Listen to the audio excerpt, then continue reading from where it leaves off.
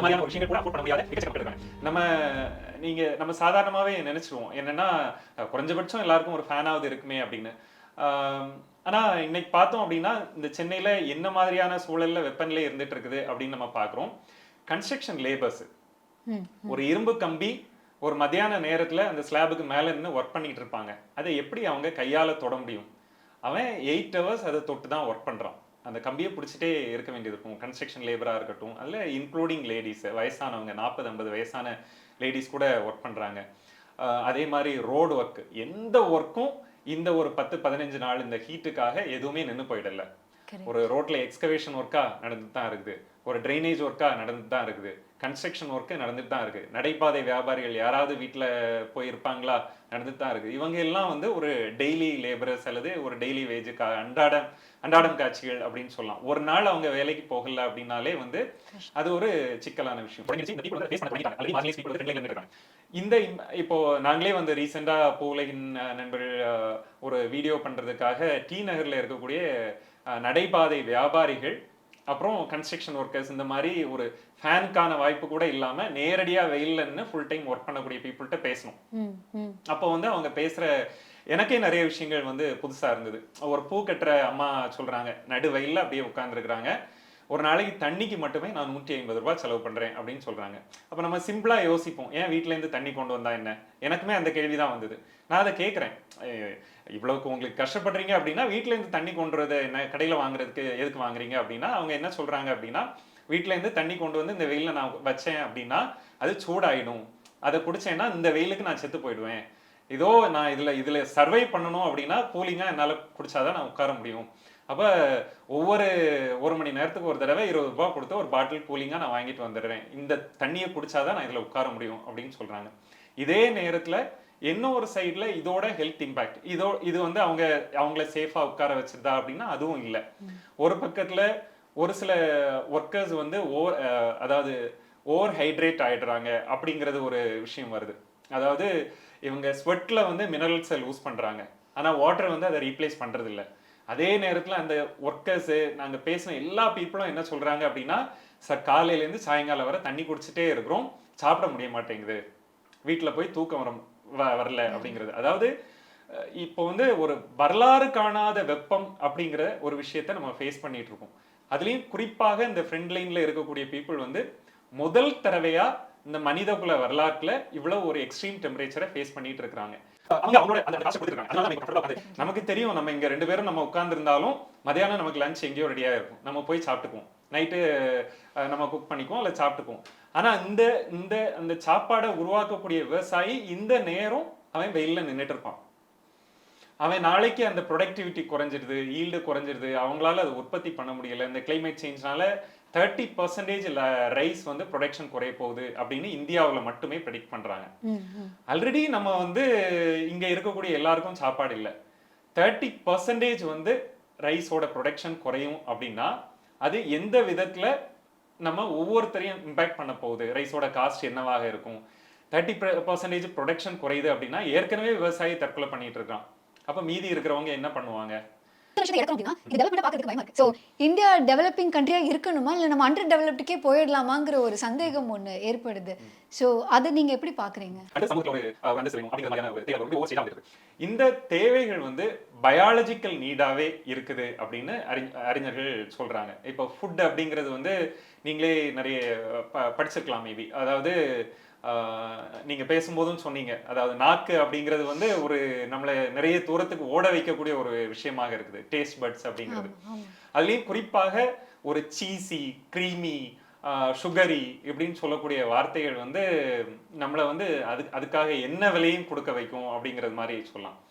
இதை வந்து வணிகமாக்குறதுக்கு இங்க ஒரு சிஸ்டம் இருக்குது.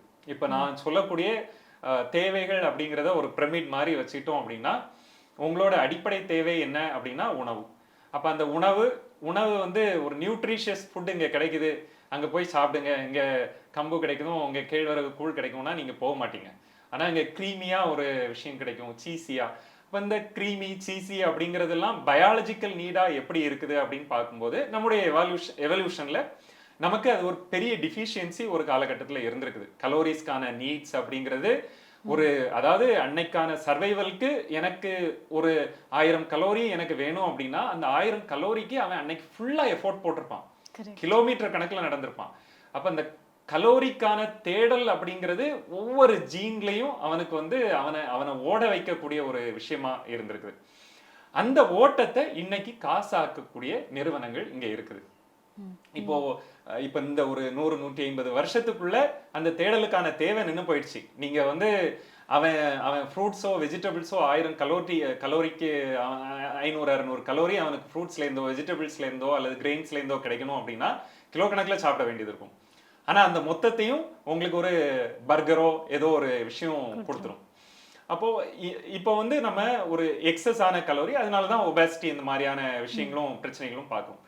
இப்ப இந்த பேசிக் பயாலஜிக்கல் நீட்ஸ் ஒவ்வொன்னையும் எப்படி வணிகமாக்குறது அப்படிங்கிறது தான் இங்க இங்க இருக்கக்கூடிய அந்த அந்த வணிகமாக்கக்கூடியது தான் இங்க இருக்கக்கூடிய எல்லா பிரச்சனைகளுக்குமான மூல காரணம் அப்படின்னு நான் நினைக்கிறேன். நம்ம ரொம்ப சாதாரணமா யங்ஸ்டர்ஸ் பேசுவாங்க, அவன் ரொம்ப கெத்தான ஆளு அப்படின்னு சொல்லுவாங்க. அந்த கெத்து அப்படிங்கிறதுக்கு என்ன மீனிங் அப்படின்னு நம்ம யோசிச்சு பார்த்தோம் அப்படின்னா, அவன் ஒருவேளை ஒரு ஆப்பிள்